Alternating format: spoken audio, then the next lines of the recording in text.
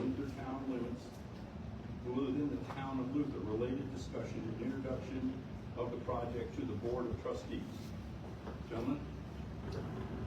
Thanks very much.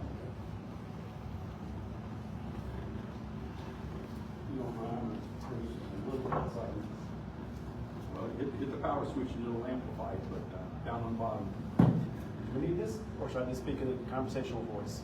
Need it. All right, let's have it. All right, so my name is Ryan Sanders. I'm with Beltline Energy, as the mayor suggested at the beginning. We're here tonight to introduce ourselves to the community, to the leadership. We are exploring an energy project in the city of Luther. A particular energy project would be a data center facility. And as we develop these facilities across the United States, generally it comes down to clear communication and community engagement in order to make these projects move forward seamlessly. And we are still in the discovery portion of our project exploration. We have found a location in the city of Luther that we think is conducive to our purposes. And so at this point in time, we've introduced ourselves to the city leadership. And candidly speaking, oftentimes in this planning processes, we're not out in front of the public this early. But in talking with the Luther leadership, it was clear that the city of Luther appreciates transparency, and we felt like all parties felt like it was beneficial to engage early. We have not made any permanent commitments to this project in Luther. We don't know that it's going to be located here. We're exploring it. We think we have an advantageous location, but we don't know if we're going to be a good fit for the community, and we don't know if the community is going to be a good fit for our project. So the way that you explore that and you vet that is you come and introduce yourself, you knock on the front door, and you have conversations just like this. So the intent tonight is to introduce ourselves, answer any high-level questions there might be, tell you where we are in the development process, and quite frankly, get a feel for the city of Luther. We've had some really positive conversations with leadership. We certainly haven't given them enough information to form an opinion or make a decision on our project. We've really just done the same thing that we're intending to do tonight, which is to introduce ourselves and answer any high-level questions people might have, and get a sense for the community that we potentially might be working with. And so, by way of background, Beltline Energy is an energy company. Data center facilities are largely tech facilities, right? So they're at the intersection of real estate, energy, and technology. For the last 10 years, many utility companies around the United States were long on power, meaning they had surplus energy. So when a data facility was being developed, you approached the utility company, you approached the community, and it was fairly straightforward receiving a commitment for a large amount of energy. Fast forward to now, most utilities around the country are now short on power, and it's a much more complicated development process because the utility is bringing on a new generation to meet the demand from these new data center customers. And today we have OG&E here in the crowd with us. They would be the power supplier for this project. They're also exploring our project, exploring our company, and trying to understand if we're a good fit as a customer for them. So this is very exploratory on all sides. We are currently, what brought us to the city of Luther is you have a power generating facility inside your city limits currently. The water that provides to the facility is provided by Oklahoma City, and it provides energy that is sold to OG&E and then sold to their end user customers across the state. Because you have a power plant in your community, you have large, robust energy infrastructure that takes the power from that plant to the customers across the state. We found the city of Luther and the location that we're exploring for a project based on its proximity to that power generation. Being in close proximity to the power generation allows us to receive the energy without an exorbitant amount of transmission infrastructure necessary to bring that energy to the plant. We like the city of Luther because of a strong workforce, and it's a business-friendly community. The project itself would be on will be located on roughly 400 acres, just to the east of the power generating facility, Red Bud Power Generating Facility. At this point in time in the project development, we are still working through the site plan. We're still engaging with the utility company to determine the electrical infrastructure that will be needed to supply the project. And we're really at a very early stage in the project development.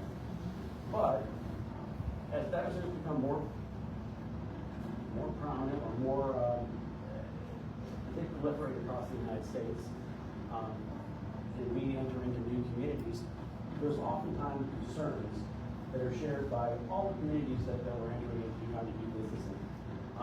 And so we find the best way to address these concerns is to meet them head on.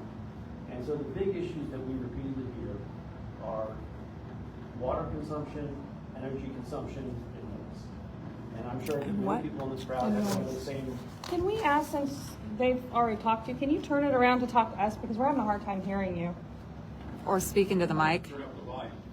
Just Yeah. as a note, I have heard their presentation as the town manager, but as an issue for Open Meetings Act, that information cannot be shared unless it's in your presence.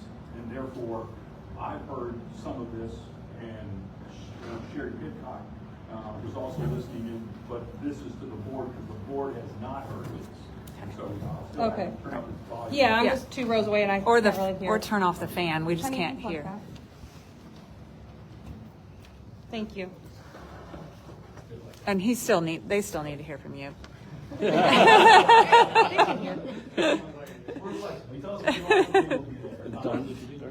If you need me to repeat anything, I will. But so this is less of a presentation of a project and more of an introduction of a company to a community. We're here to answer questions. We're here to introduce ourselves. We're here to preview whether our project would be a good fit in your community. So the big issues that we generally have to address: water, competition for energy, and noise. And those issues, if we can't address those issues, we wouldn't do business in any business, right? And so we will find a solution that decouples and bifurcates the water from the retail and residential customers. Same with the energy. And on the noise, we have a large footprint, a large parcel of land that we're working with. The noise levels of these facilities, it's present, it's real. But in a community like this, with the footprint that we have, our noise levels on the inside of the facilities, inside the building might be 70, 75 decibels. On the outside, it's all going to be driven by the HVAC, and our decibel levels are anywhere from maybe 50 to 65 decibels.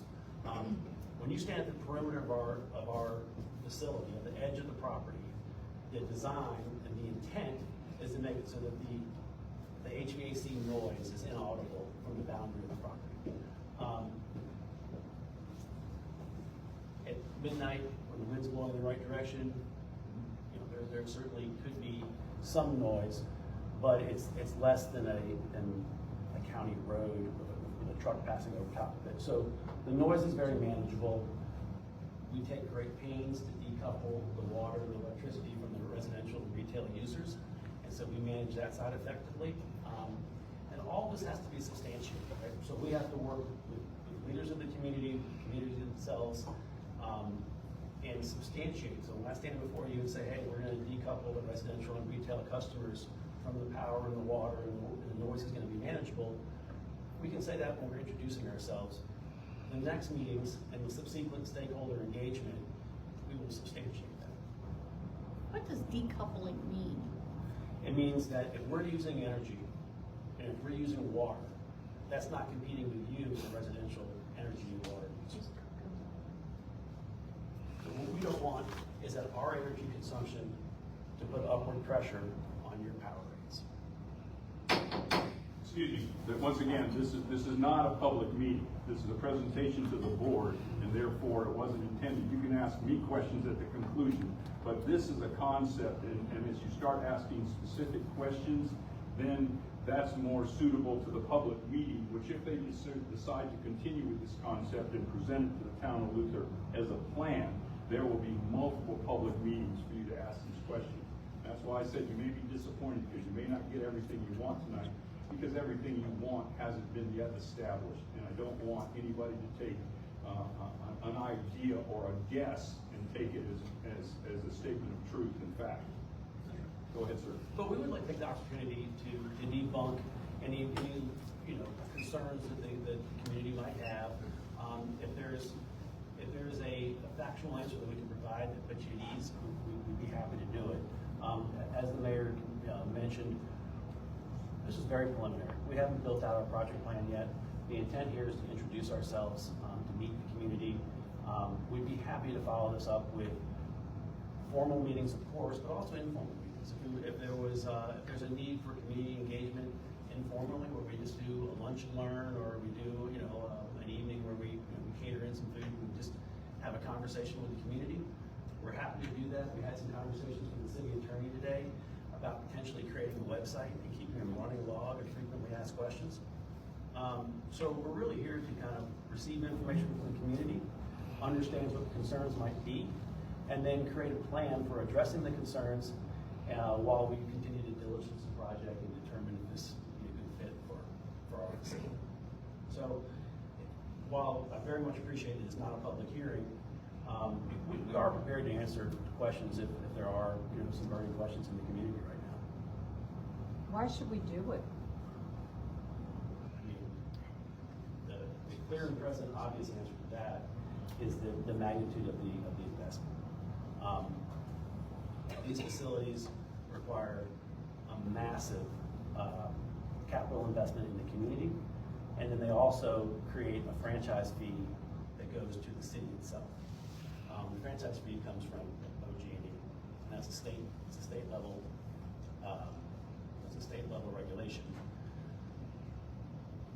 I don't want to overstate it, but if we can achieve the objectives of satisfying the concerns of the community and of the leadership, these projects have the economic gravity to give the communities in which we're working autonomy or financial independence.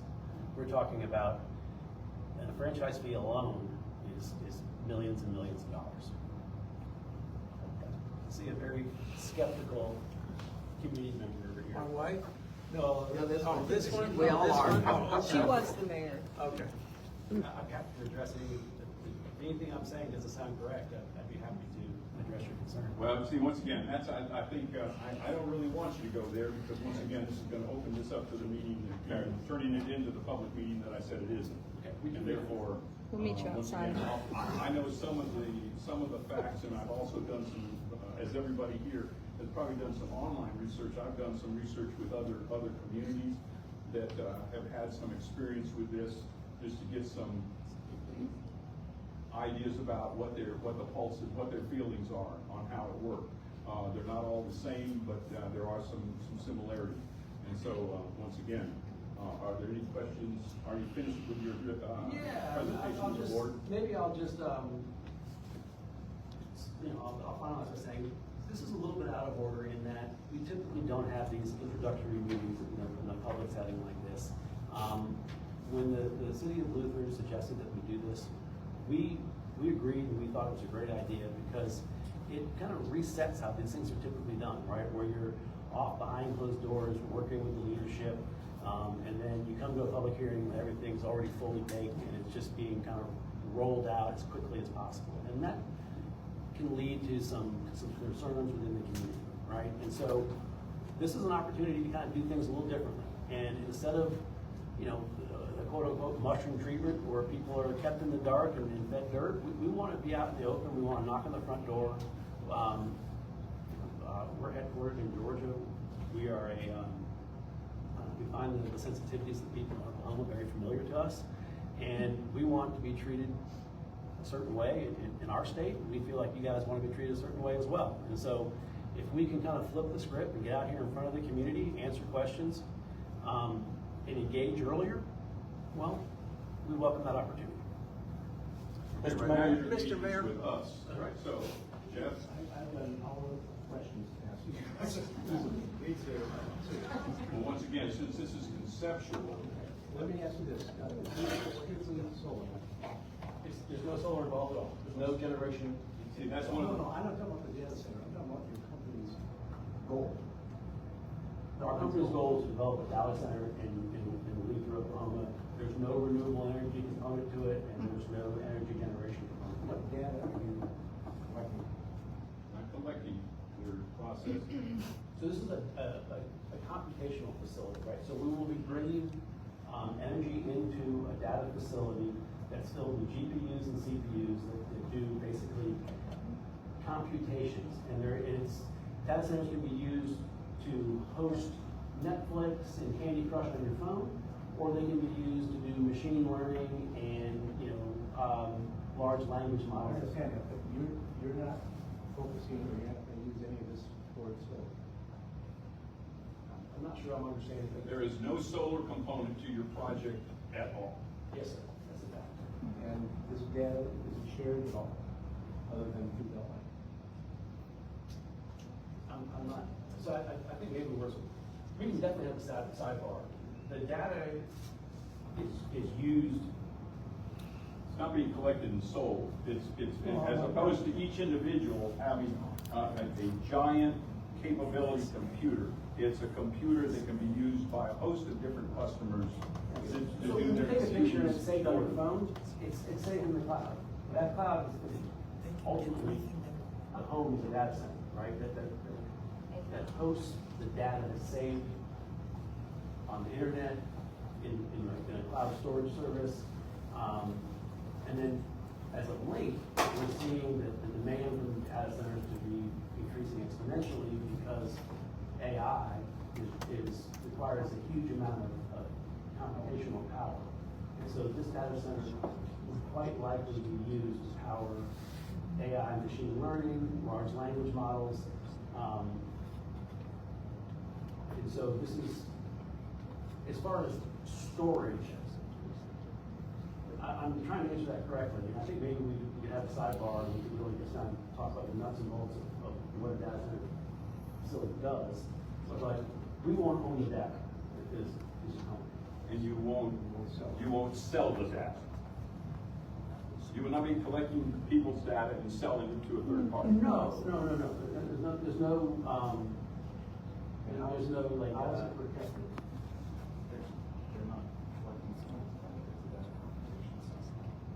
Is it like a home? Wait, excuse me. Okay. You have a question?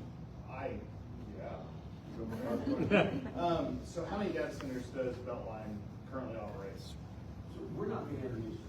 So there's large tech companies that ultimately own these data facilities. We're an energy, so I should probably back up and explain how we got here. So we're an energy company. We've developed a lot of utility scale power generation, mostly solar.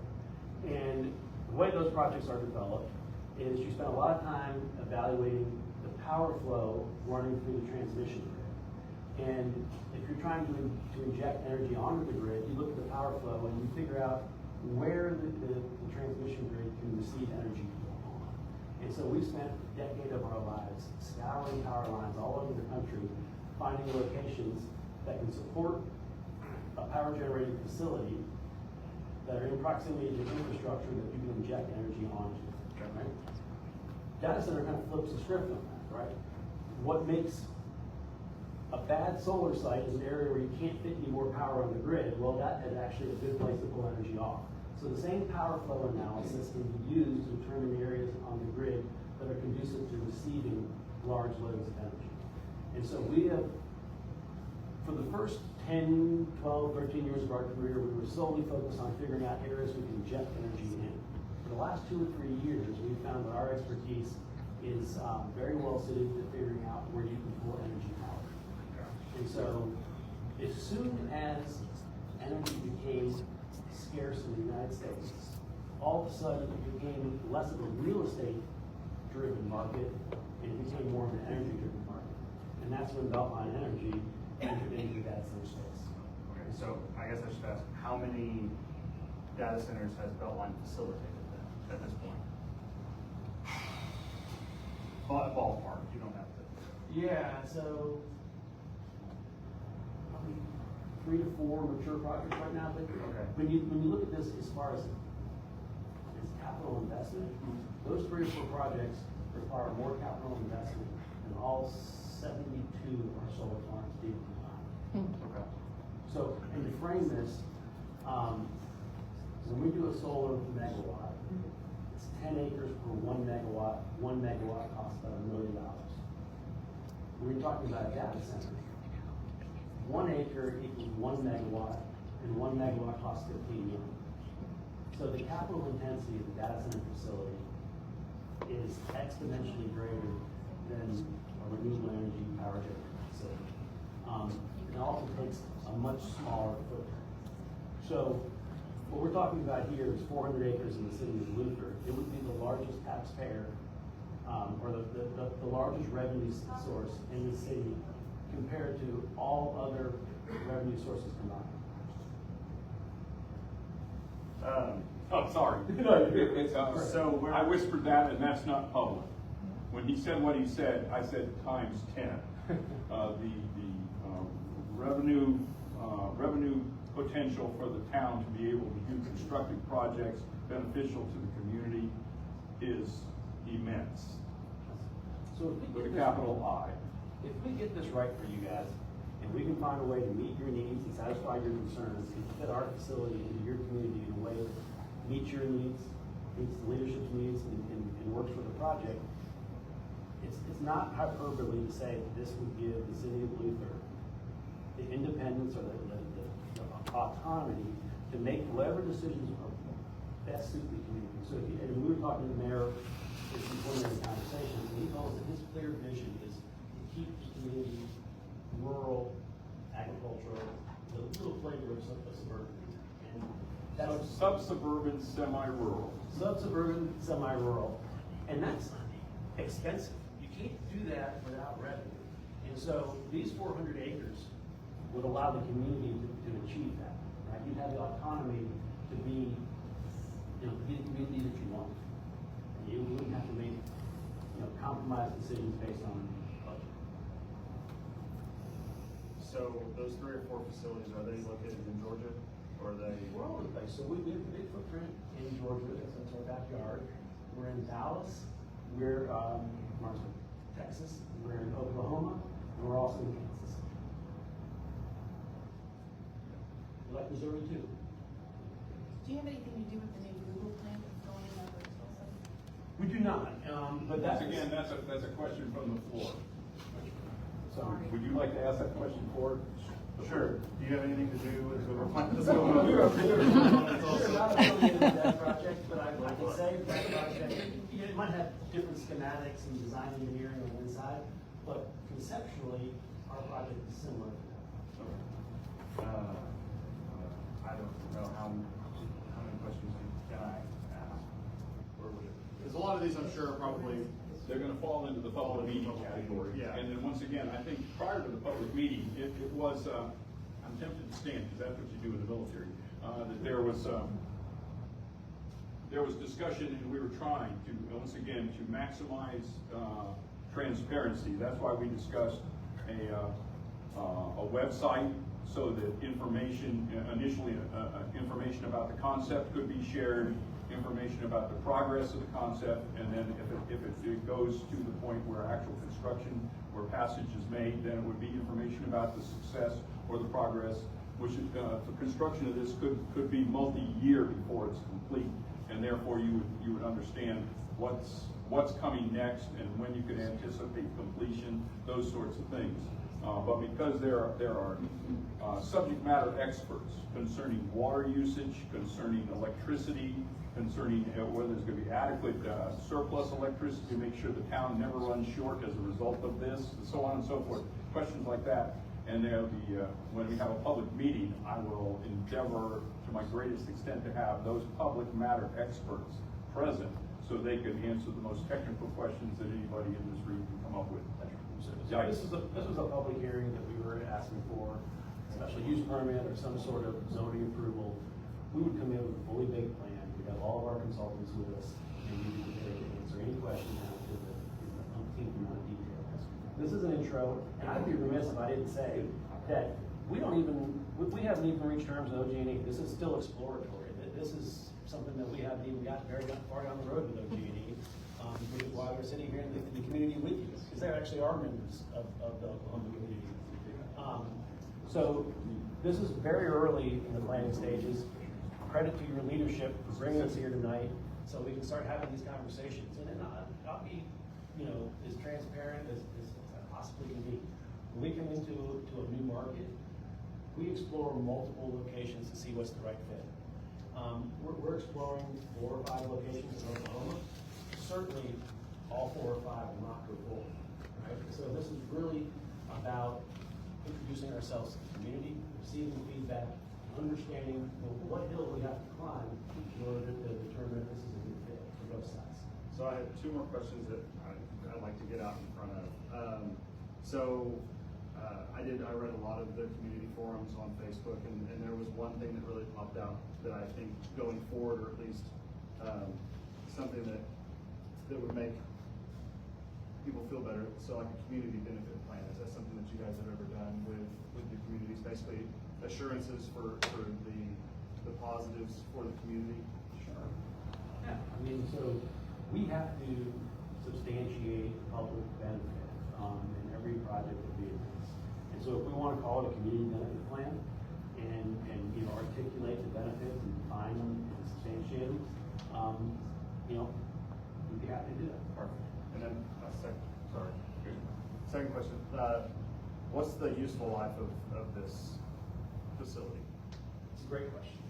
So typically, these projects enter into energy sales agreements with the utility company that range from either 20 to 30 years. So these are permanent assets, right?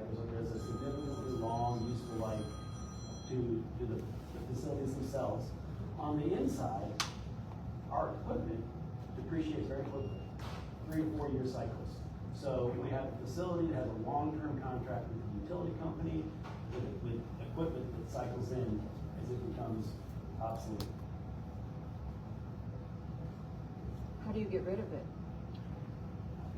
We properly dispose of it, and a lot of it's just computers that get recycled and reused, right? So if they're no longer functional for our facility, much of the equipment inside can be repurposed. The same way that when your phone becomes old and you trade it in for a new one, that phone doesn't just go into a landfill; it gets repurposed and resold.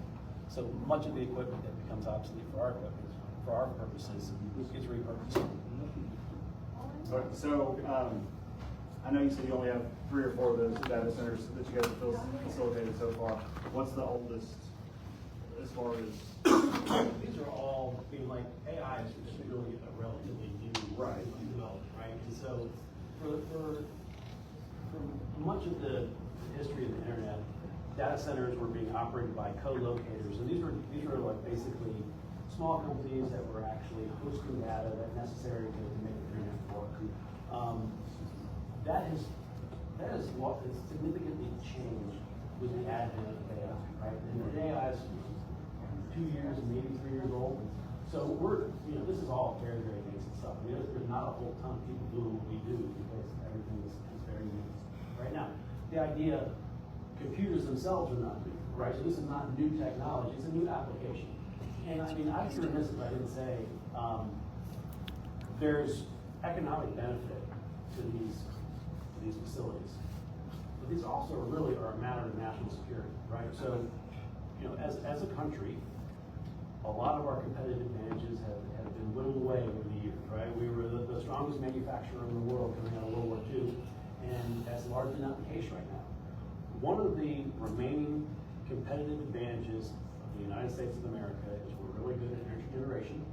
Oklahoma is especially good at energy generation, and we still have a competitive advantage in the R&D and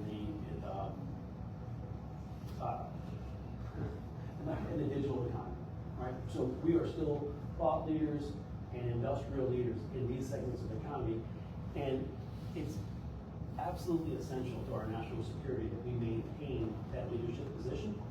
So this is an economic edge that the United States possesses, but this is also essential to our national defense.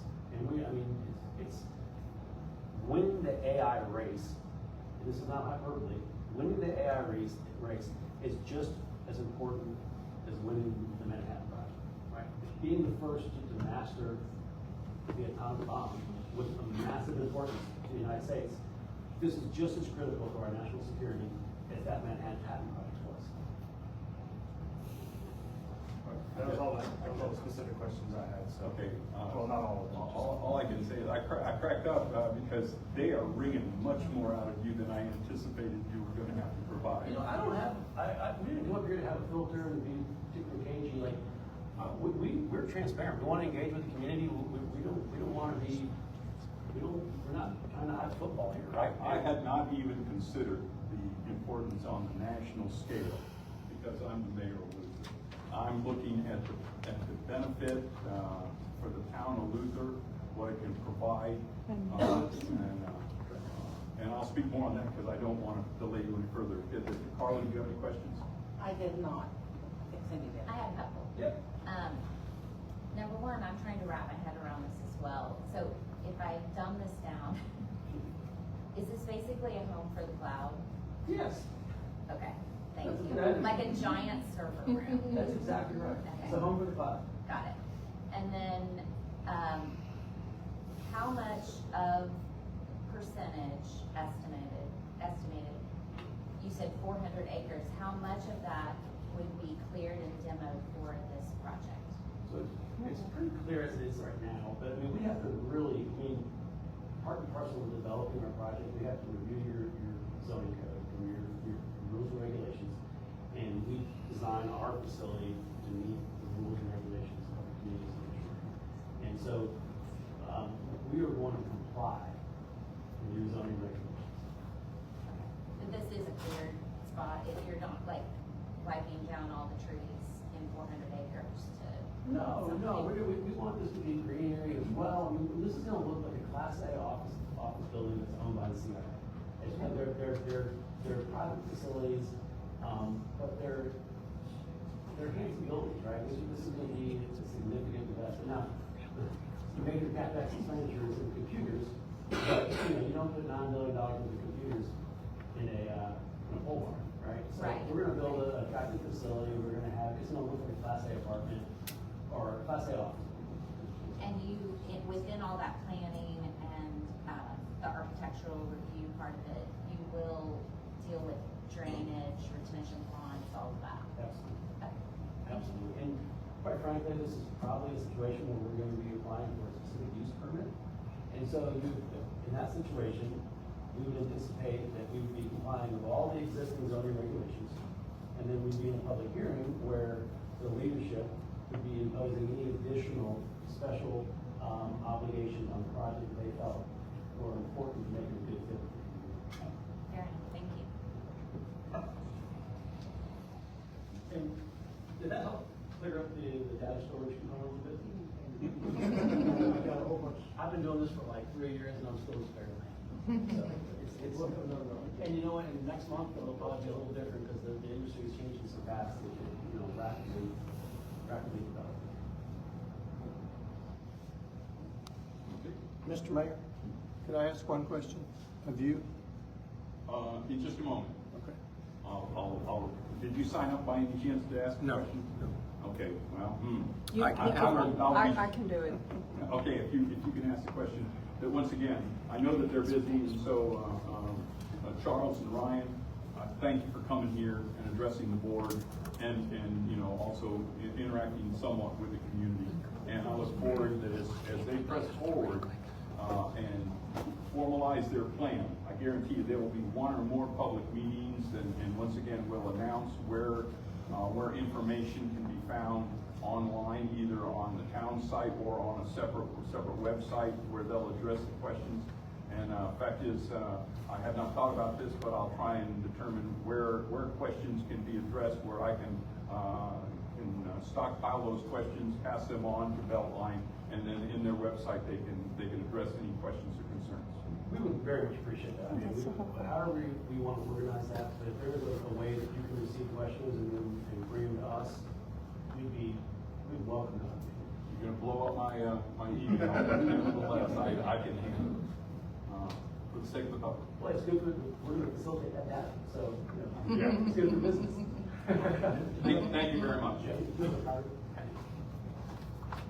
Thank you all very much. We appreciate the opportunity to come introduce ourselves, sir. Look forward to further conversation.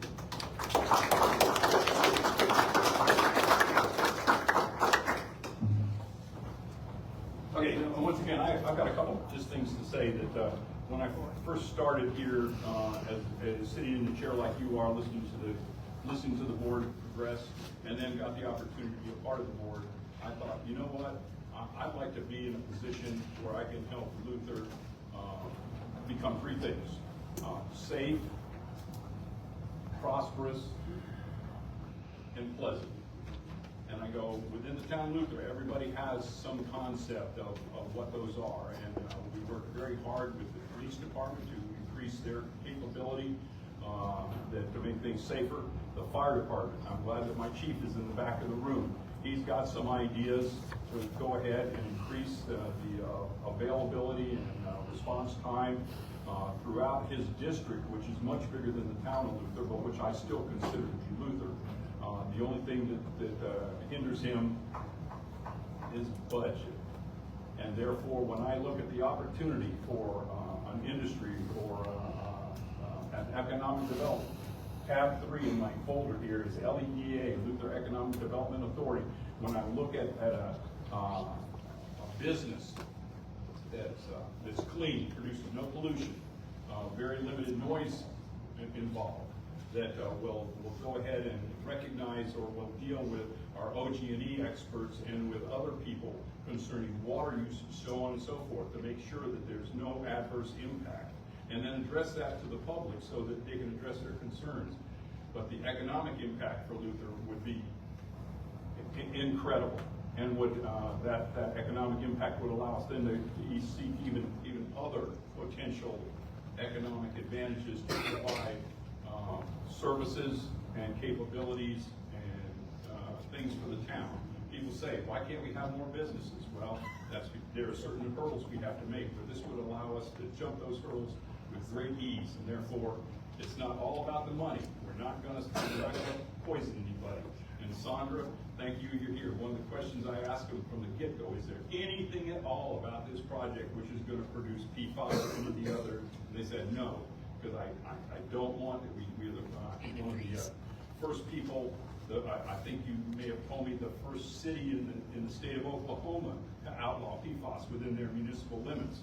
That once again, I'd like to keep that going. I'd like to spread it out. I'd like to share that insight with Jones and Wellston and other places, so that we don't end up causing a spread of that particular problem. So once again, I'm personally relatively positive about this. I'm searching though, because I know that every coin has two sides. They have benefits and they have liabilities, and so I'm trying to make sure that I look at both sides of the coin, see where the benefits lie, make sure that they grossly outweigh any of the problems or offset any of the what do I want to say? Oh, somebody tapping on me. So okay, thank you very much. And we'll be talking about this later, but I'm personally excited about the potential for Luther, and I'm still going to go on. That having lived a couple different places, and I've heard this, we don't want to become Eastern Edmond. I don't want to become Eastern Edmond either. But I got to tell you, if they've got the clout and we don't, then they can exert some influence on the town of Luther that might turn us into something we don't want to be. And then I've also lived south of the Red River in Texas, where throughout the state there's dried up little towns that are dead, they're ghost towns. I don't want Luther to become a ghost town for lack of economic development, and I don't want Edmond to come in here and force us to be something we don't want to be. I view this as a potential opportunity to prevent Edmond from encroaching on us and to keep our town viable and once again prosperous. When I say prosperous, I'm talking not only opportunities but jobs and businesses. So I'll stop there. Okay, you were signed up with your name? Me? Yes. Yes. You're going to speak for the gentleman next to you? And some, yes. And you are? Can you, Becky Tatum, can you go up? yes. Okay. Okay, first of all, I wasn't here when the plant went in. The podium. Oh, okay. I wasn't here when the power plant went in, but from what I understand, there were a lot of misconceptions and things did not happen the way that we were told that they would. And I can tell you, I live a mile and a half away, and the noise level is awful, awful, from a mile and a half away. So, a question I have is, has any city rejected this because of noise? Oh, no. But I based, think it's on your based upon the internet that it decibel has. level of their normal, that you won't hear their plant, they won't hear the data center because the sound of the power plant will cover it.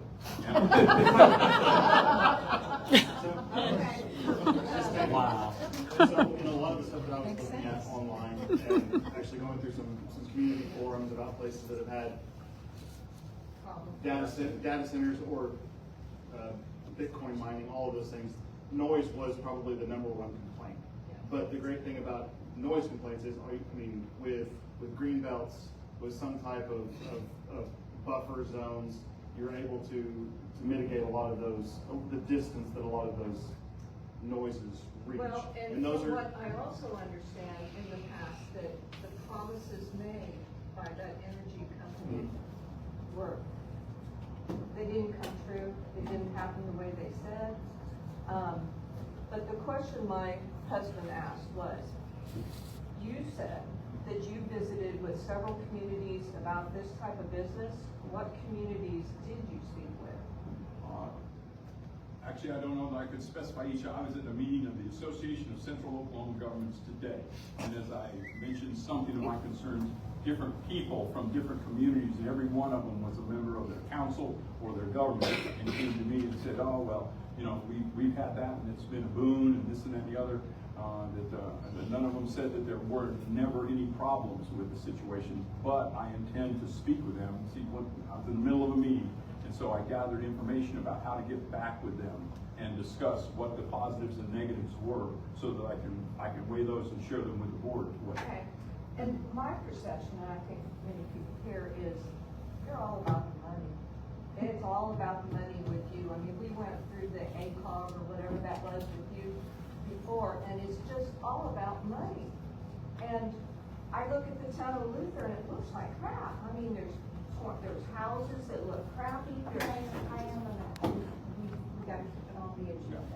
Okay, so I'm I'm just just saying, saying, I understand, but I'm just trying to, we gotta keep it as close to the agenda as we can. But Well- there is gonna be plenty of opportunity. okay, okay. Thank you. Jenny White. That's okay, I'll pass for now. Brian Carpenter. I don't have 15 minutes statement like last time, I promise. I won't let you. Real quick. Okay, so my name is Brian Carpenter. Some of y'all know me, some of y'all don't, that's fine. I've lived here since 1986. I've lived on the same corner of 5th and Dogwood for 20 years. So I have 2 questions here. I don't expect an answer for them tonight. I'm just putting this out here.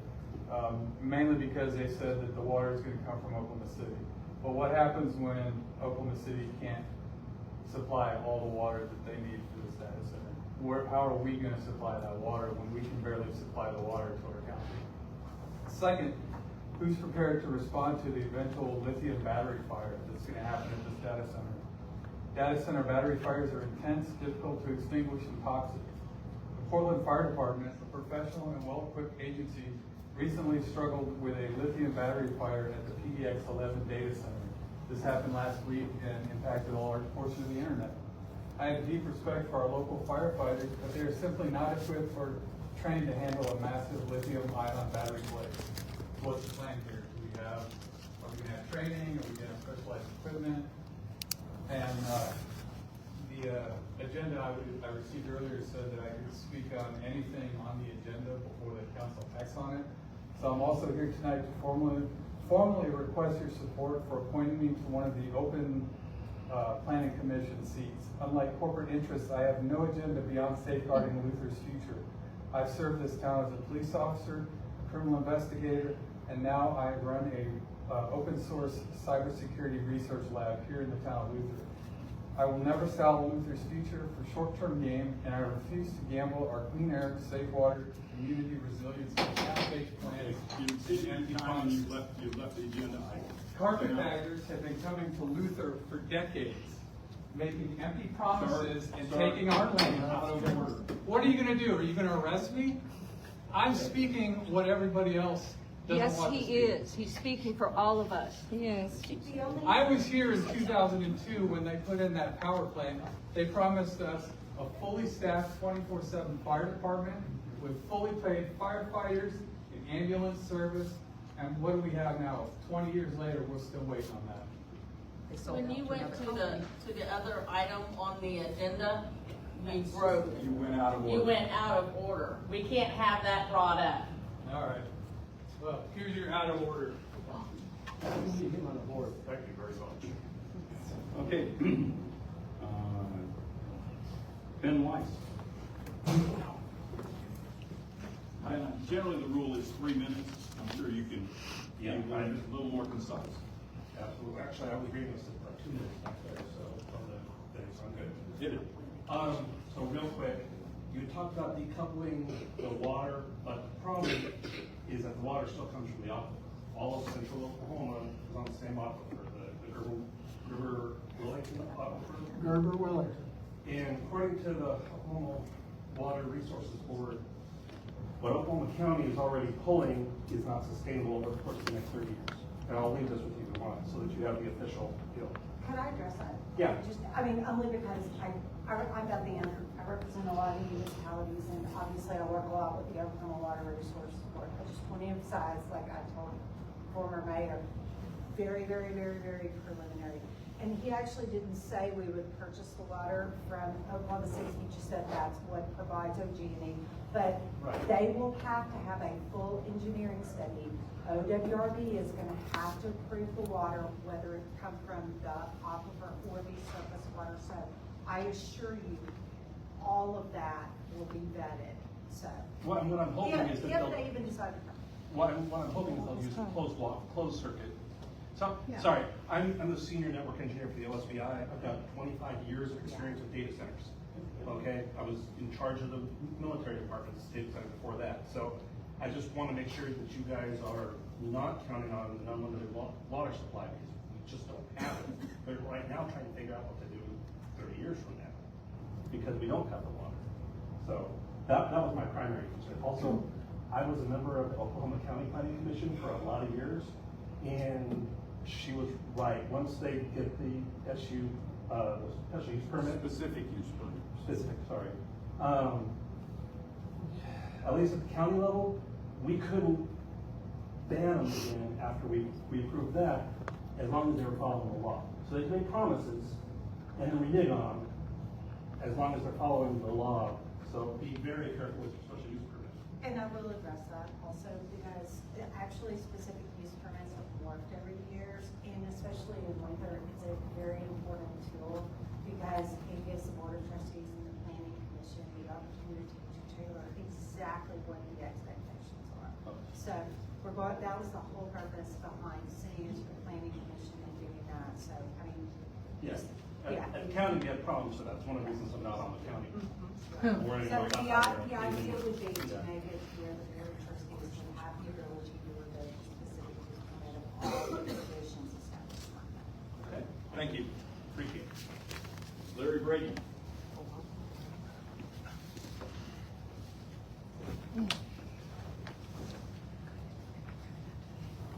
My biggest concern is the water usage on the Gerber Wellington. It only lasts so long. We're on the eastern edge, and so that's my biggest concern. The light halo, there was no, he didn't comment on that, but in our research, the light halo is dramatic. And I live out in the country, so I can look up and see the stars. I still want to see the stars, except for 4th of July. Jobs for locals. Are there gonna be any?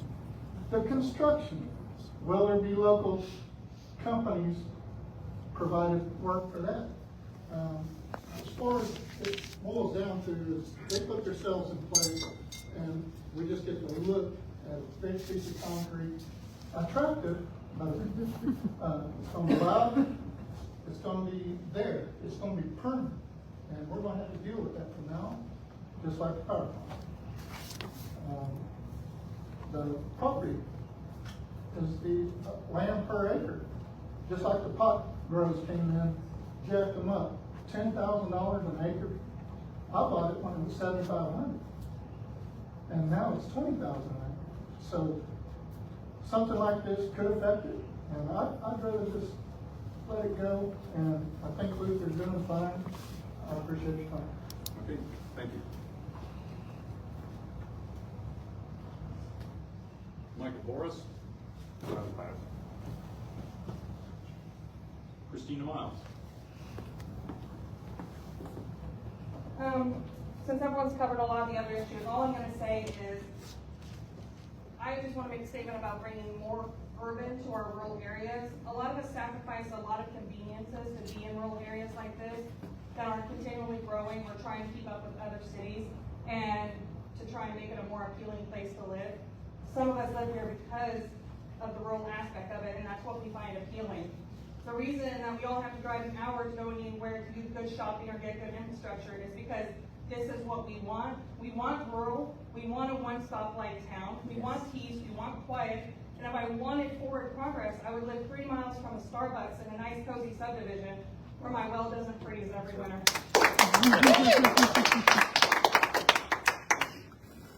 And Sandra, did you have anything to say? Yes, I did. Yes, I can. I hate public statements. Oh, shoot, I messed that up. All right, so you mentioned the PFAS, and I really appreciate that because most AI data centers that are water cooled do use PFAS, and now there's also liquid cooled, and that can also use PFAS or Gen X chemicals because they're replacing PFAS with other cooling chemicals. So we need to ask specific questions: are they water cooling this, liquid cooling this, or air cooling this? Air cooling is when you have the high noise levels. Now, from what I understand, Atlanta has banned these in city limits. So if these are so great, why are we coming to Oklahoma when your own city doesn't want you there? Is that true? I would like to have that addressed later. I know I can't talk to you about that now. Now, we talk about having surplus energy here. We're actually taking our energy and exporting it outside of Oklahoma right now. But we have been declared an energy emergency state federally. That is not because we're currently in an energy emergency. It is because of AI data centers targeting us, because we are one of 8 states in the United States that Trump has declared to be AI data center states. They are targeting us because we are flyover states, and they don't think we know any better, and we'll say no. They think they can dangle money in front of us, and we will roll over backwards for them. There are all kinds of other contaminants that can happen from this in our water supply. Now, as far as Oklahoma City, they don't drink from the Garber Wellington because it has so much uranium in it. It's not fit to drink. I don't know what uranium is going to do to your software components, but I imagine it's not going to be good. That's a pretty big investment to gamble on something with a lot of uranium that even Oklahoma City doesn't drink from. The town of Luther was the first to ban humaner in city limits, and I'm counting on the town of Luther to also ban AI data centers and industrial solar and industrial wind. Protect our town, protect our people, because they are our biggest resource, and so is our water supply. We've all heard the stories about around another data center where they don't even have the water now to flush their toilets. Our water is more critical and worth more money than anything they can offer us. Absolutely. I have a lot more to say about all of this, but I'd like to put it on the agenda for next week to ban AI data centers in the town of Luther as well as solar and wind. Thank you. Thank you. Right now. Thank you.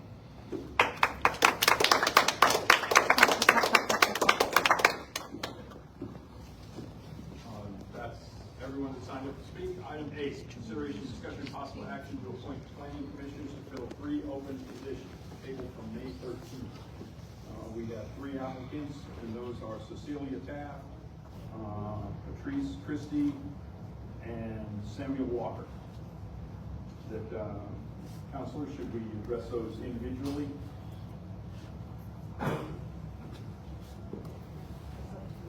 Okay. Counselor. You can do it however you want. Okay, then once again, individually, that for the board, that there is a recommendation or an application from Cecilia Taft. I make a motion that we accept Cecilia Taft for, as a member of the Planning Commission. Yes? Yes. Yes. Patrice Christie, I make a motion that we accept Patrice Christie as a member of the Planning Commission for the town of Worcester. Yes? Yes. Yes. Yes. Yes. And Samuel Walker, I move that we make Samuel Walker a member of the Planning Commission for the town of Luton. Second. Yes? Yes. Yes. Yes. Yes. Very good. Item 9. Welcome aboard. Yes. Congratulations if you're here. Number 9, consideration, which is Carlos. Consideration, discussion, and possible action to purchase fireworks for the annual Independence Day celebration at a cost not to